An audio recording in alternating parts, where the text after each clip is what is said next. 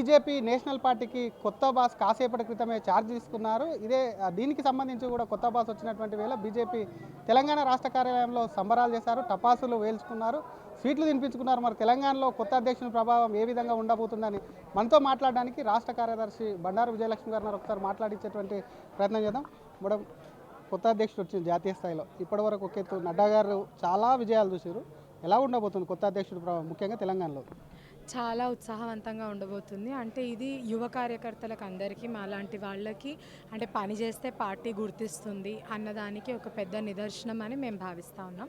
చాలా చిన్న వయసులో అంత పెద్ద బాధ్యత పార్టీ ఇవ్వడం అంటే యువత మీద భారతీయ జనతా పార్టీకి ఉన్న నమ్మకం, యువతకి ఇచ్చే ప్రాధాన్యత కూడా ఈ విషయంలో తెలుస్తుందని నేను గట్టిగా నమ్ముతున్నాను. మీరేమో యువతకు చిన్న వయసులో అవకాశాలు ఇచ్చారని మీరు అంటున్నారు, కొన్ని పార్టీలు విమర్శిస్తున్నాయి. డమ్మీలను పెడుతున్నది బీజేపీ, మోడీ అమిత్ షా ప్రాబల్యం తగ్గించుకోకుండా కొంత డమ్మీలను పెడుతుంది అనేది కూడా మీ పార్టీ మీద విమర్శ వస్తుంది. దానికి ఏం చెప్తారు? భారతీయ జనతా పార్టీ ఒకరిని పెట్టి వాళ్ళని డమ్మి అనడం కన్నా ఆ నాయకుడు ఎక్కడి నుంచి తయారయ్యిండు, ఆ నాయకుడు ఎంత పెద్ద స్థాయిలో ఉన్నాడు అన్న దానికి అది మ్యానుఫ్యాక్చర్ చేయదు. లీడర్స్ తయారయ్యి దాన్ని పొజిషన్ రావడానికి వాళ్ళు అర్హులు అవుతారు. అంటే వాళ్ళు పనిచేసిన ఆర్గనైజేషన్ చూడడం. కానీ ఈరోజు నితిన్ నబీన్ గారు 5 సార్లు నిరాటంకంగా ఎమ్మెల్యేగా గెలిచిన మనిషి. దేన్ని ప్రశ్నిస్తున్నట్టు వాళ్ళు కూడా ఈరోజు మనం తెలుసుకోవాల్సిన అవసరం ఉందని నేను భావిస్తాను.